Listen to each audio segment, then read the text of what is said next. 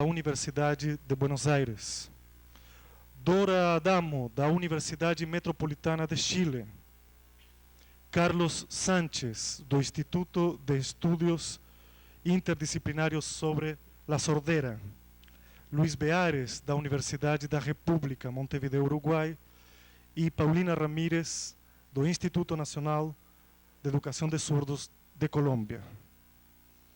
A dinâmica dessa mesa, e a partir de agora as dinâmicas de todas as mesas de discussão que nós queremos propor ao público, vai ser a seguinte: cada um dos convidados vai ter um tempo reduzido, eu diria assim, 8 minutos e 12 segundos,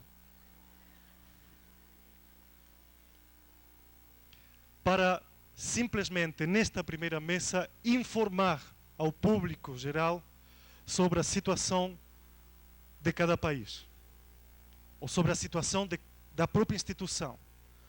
Depois vamos a ter uma pequena discussão e vamos a dar passo hoje mesmo aqui ao Tyst Theater da Suécia. Vou dar a palavra então para começar a nossa primeira mesa desse 5º Congresso Latino-Americano de Educação Bilíngue para Surdos, a Vilma Favorito, do INES, Instituto Nacional de Surdos do Rio de Janeiro, Brasil.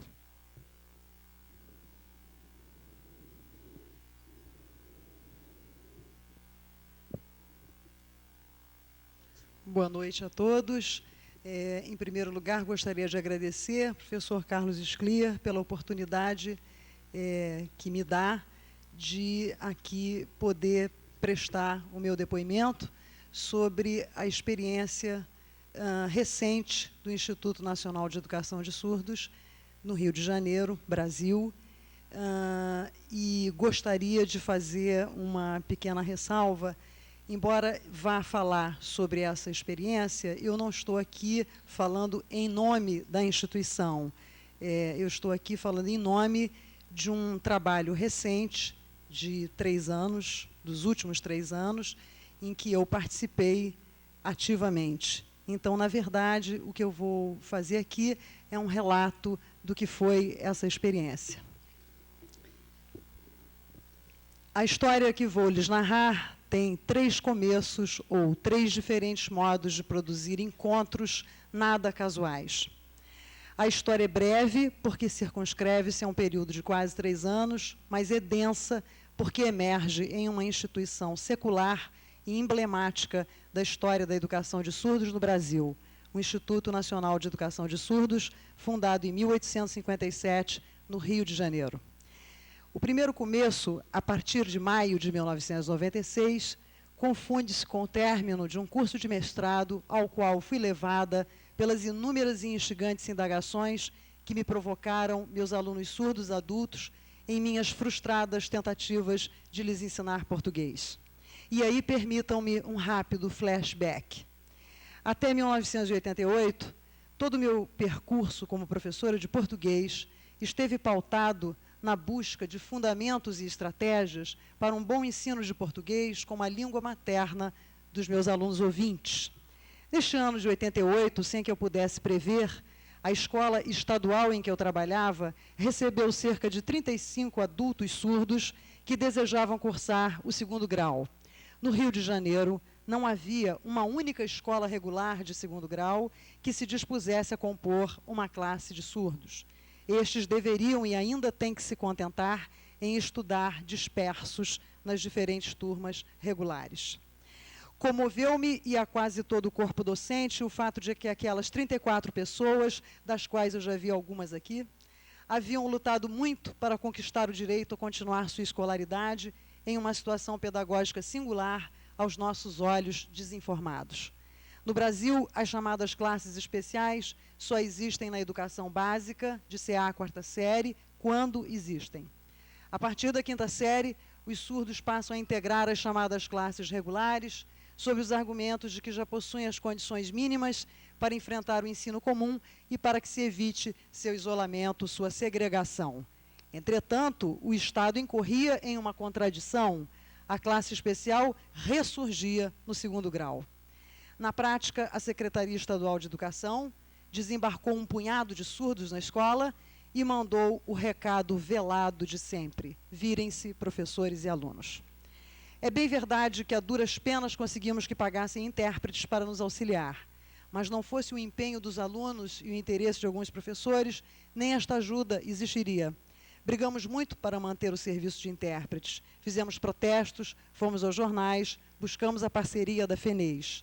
Agora, a última notícia que tive é de que as classes de surdos desta escola estão acabando. São os ventos da inclusão, certamente. Nos 4 primeiros anos em que trabalhei com surdos nessa escola, as pessoas que mais me ensinaram sobre os surdos e a surdez foram os próprios surdos. E nesse percurso compartilhado de aprendizagem e de luta política, fui me reconhecendo e me reconstruindo no que esse mundo de imagens corporais me trazia de não espelho, isto é, de alteridade e de diferença. Diferença que nos obriga a reterritorializar nosso olhar, nosso corpo, nossa tensão e intenção de ensinar.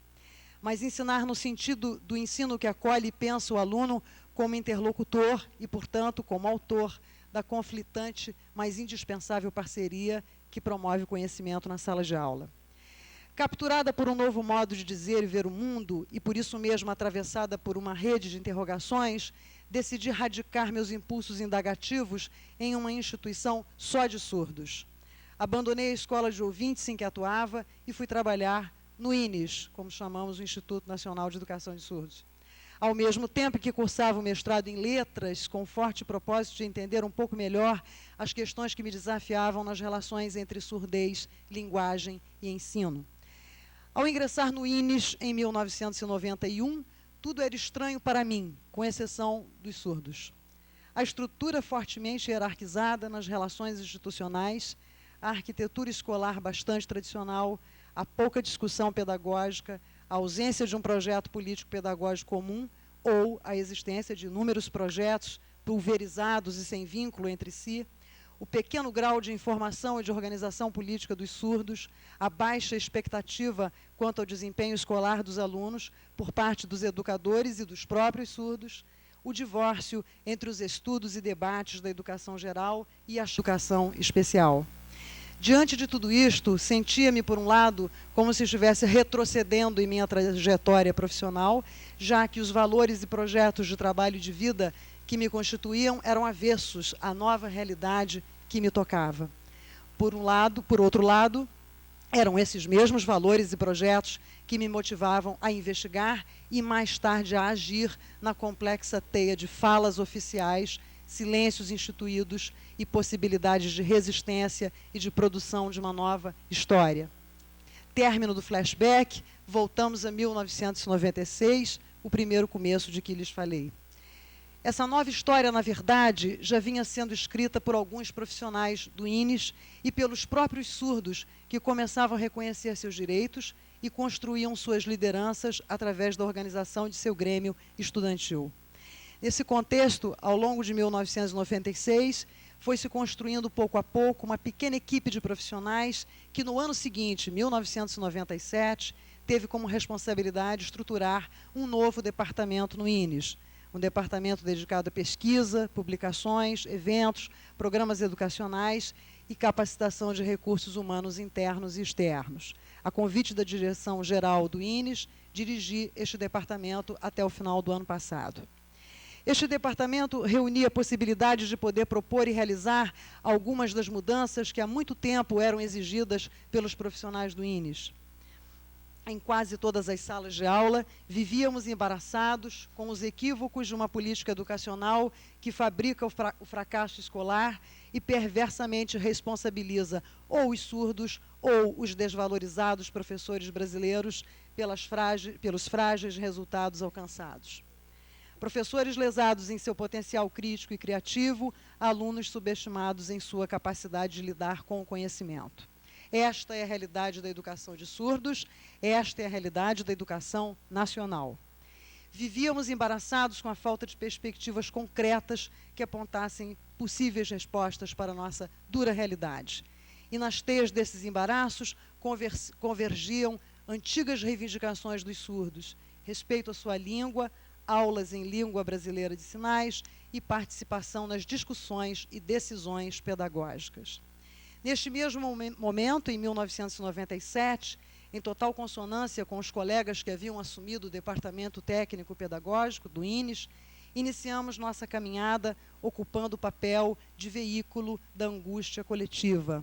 Obviamente, não tínhamos, como ninguém tem, a chave das soluções, mas tínhamos a chance de, envolvidos na insatisfação geral e, ao mesmo tempo, responsáveis por boa parte do processo institucional, tentar promover um movimento coletivo de repensar e reconstruir o projeto educativo do INES.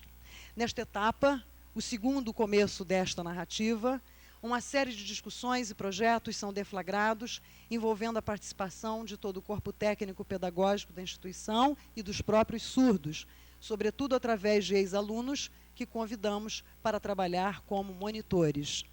Cabe aqui ressaltar que todo este movimento contou com a contribuição de inúmeras universidades públicas brasileiras. Convidadas a dialogar conosco, aceitaram participar de uma verdadeira rede de intercâmbio acadêmico que se intensificava a cada publicação, a cada evento que promovíamos constantemente. Construir e reforçar os laços entre o saber acadêmico e a prática pedagógica foi, sem dúvida, um de nossos maiores empenhos. Entre as diversas universidades estaduais e federais que compartilharam mais intimamente de nossa caminhada, gostaria de citar a Universidade Estadual do Rio de Janeiro e, em especial, a professora Eulália Fernandes, a Universidade Federal do Rio de Janeiro e, em especial, a professora Alice Freire, a Universidade de Campinas, a Unicamp, e, em especial, a professora Regina de Souza, e a Universidade Federal do Rio Grande do Sul, especialmente o professor Carlos Scliar. Gostaria de aproveitar aqui a oportunidade para, em nome de minha equipe de trabalho, fazer um agradecimento público a estes professores pela seriedade, profissionalismo e envolvimento com que se dispuseram a assumir a coautoria da construção de nosso projeto. Obrigada a vocês, eu sei que estão todos presentes.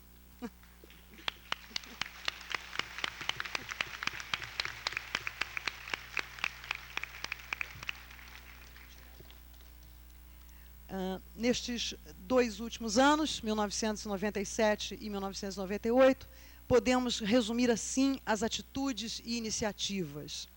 O INES começa a reconstruir seu projeto político-pedagógico, sendo um de seus eixos norteadores a elaboração de uma política linguística para a instituição.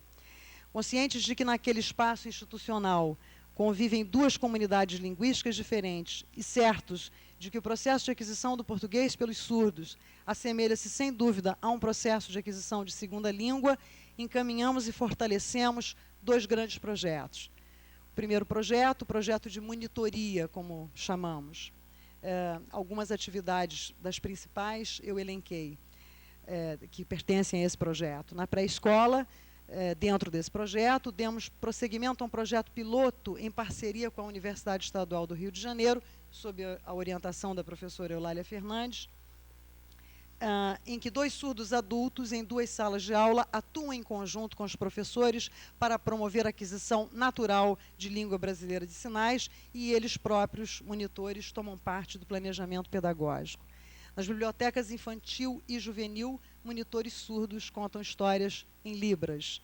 No segmento de CA, 4ª série da educação de jovens e adultos, um monitor surdo auxilia os professores na transmissão de conteúdos e também promove a aquisição de libras, já que muitos adultos chegam ao INES com conhecimentos rudimentares de ambas as línguas.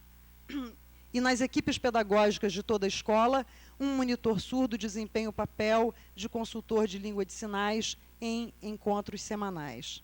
O segundo projeto, elaboração de currículo e metodologia de ensino de português como segunda língua, com a assessoria da professora da Universidade Federal do Rio de Janeiro, Alice Freire.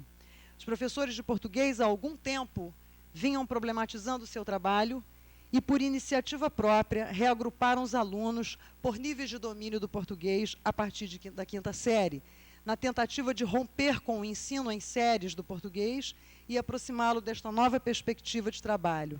Nesta abordagem, é enfatizada a importância da primeira língua, Libras, como condição necessária para que o aprendiz levante hipóteses sobre a segunda língua e como meio de instrução que possibilite a prática de construção do conhecimento entre alunos e professores. Este projeto, ao mesmo tempo em que vem se implantando, tem sido objeto de pesquisa dos próprios professores em uma perspectiva de pesquisa-ação.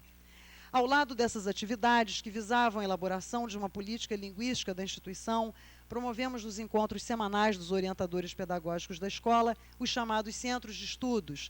Estes eram espaços de reflexão dedicados, sobretudo, à elaboração coletiva de nosso projeto político-pedagógico, cujo objeto prioritário foi a questão do currículo.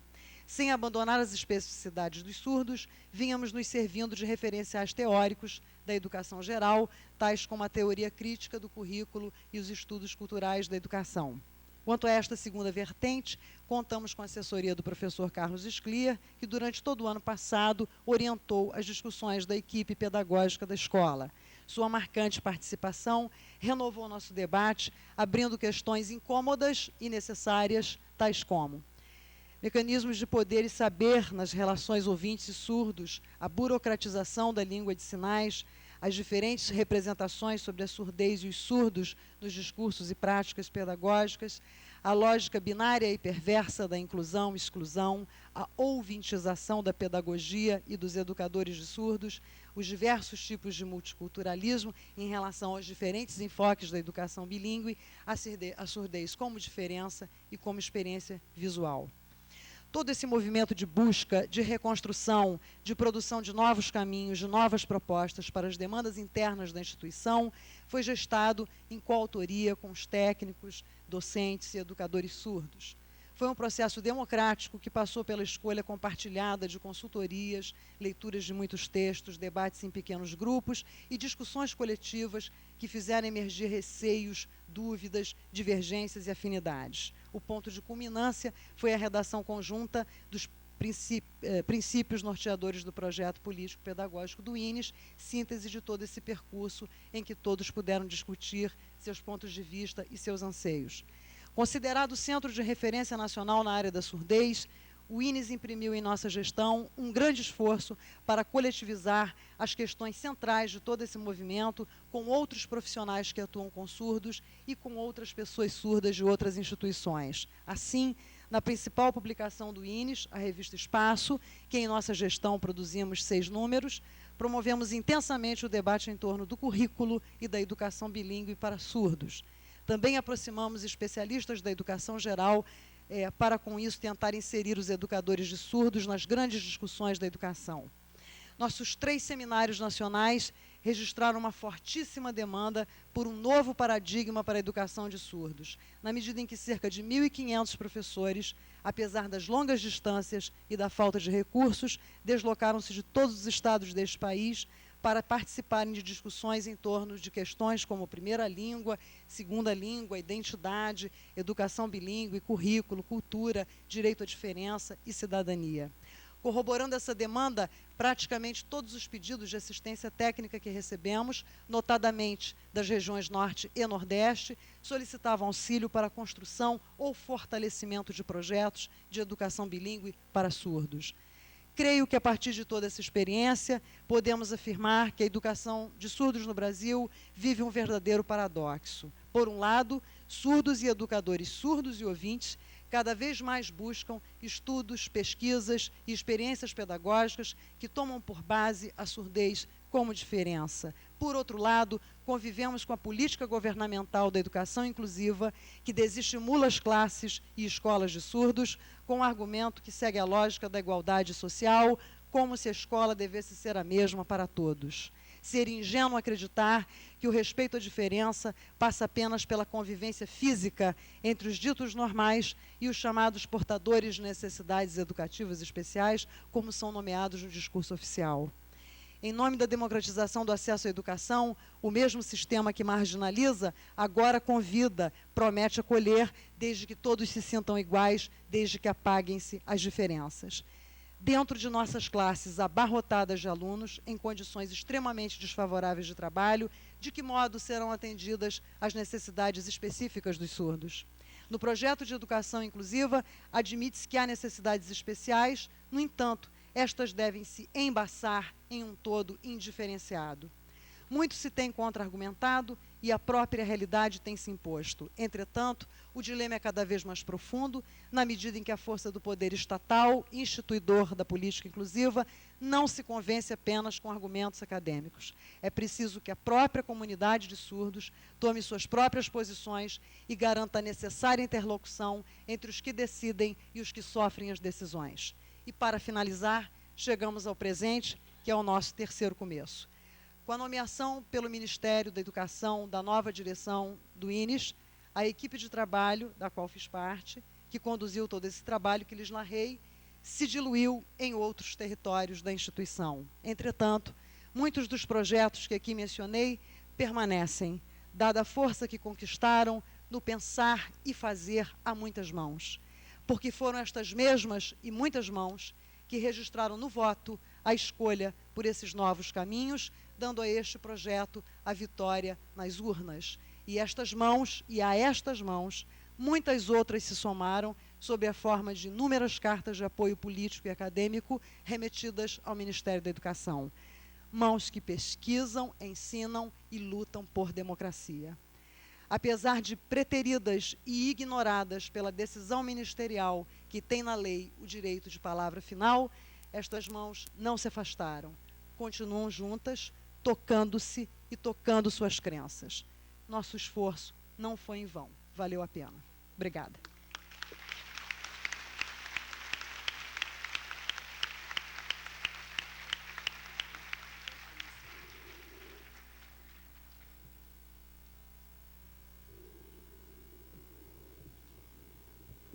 Muito obrigado, Vilma.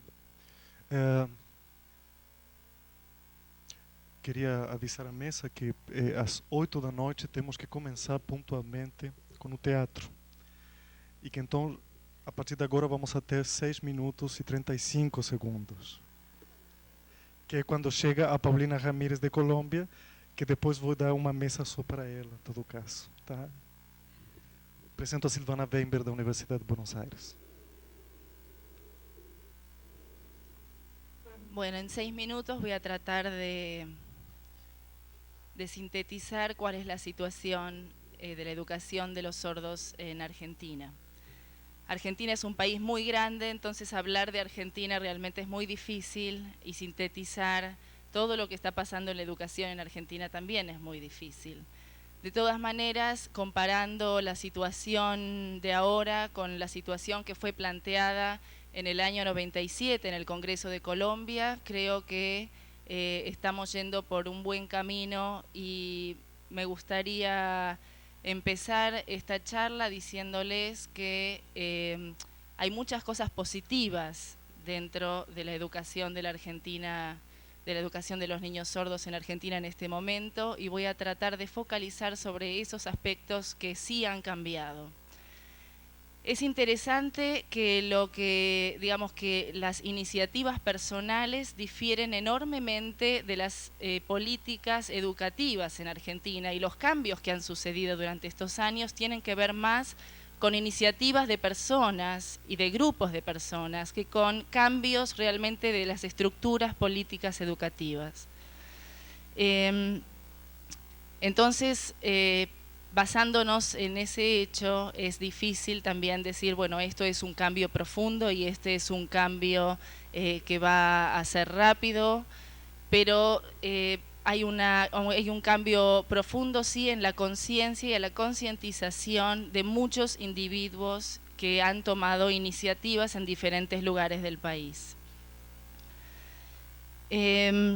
Los cambios tienen que ver con la inclusión de la lengua de señas en muchas escuelas de la República Argentina, muchas escuelas de la capital y del Gran Buenos Aires, por iniciativa de los propios maestros y de algunos directores, no por políticas educativas. Inclusive muchas de estas escuelas han tomado estas iniciativas en contra de las políticas educativas y luchando en contra del sistema educativo de la Argentina.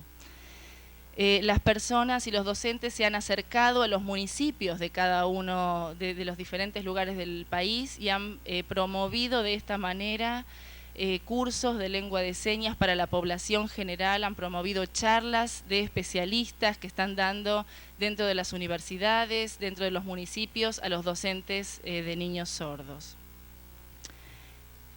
Hay cada vez más cursos de lengua de señas argentina en diferentes lugares y la lengua de señas argentina está siendo utilizada en algunos programas de la televisión, cosa que antes no sucedía.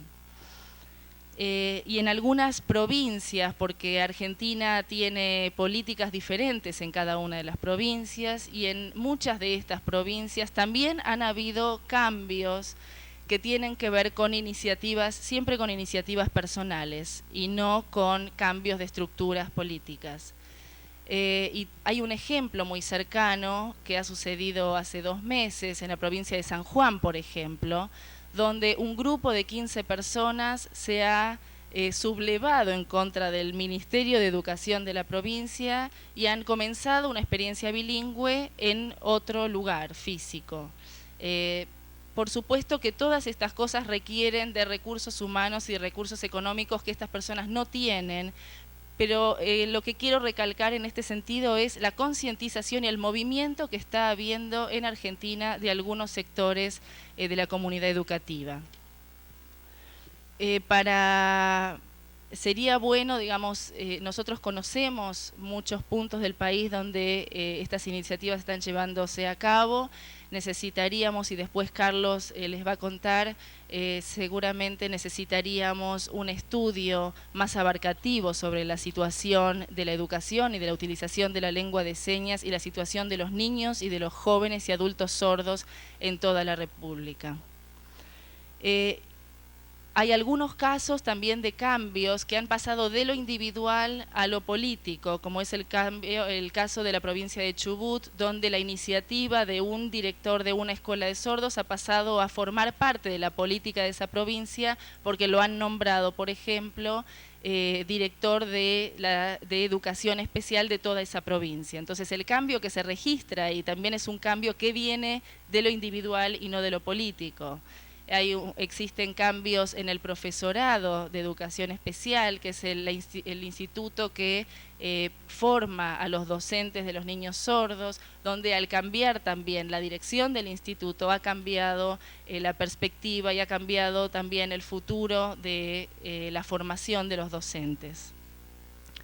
La situación legal de la lengua de señas y de la educación de los sordos también ha dado un paso hacia adelante y en muchos sentidos agradezco a todos los presentes porque han apoyado, muchos de ustedes en Portugal, una ley de oficialización de la lengua de señas argentina y de la implementación de la educación bilingüe en toda la República Argentina, y esta ley ha sido aprobada en la Cámara de Diputados de la Nación y está siendo sometida a revisión en la Cámara de Senadores.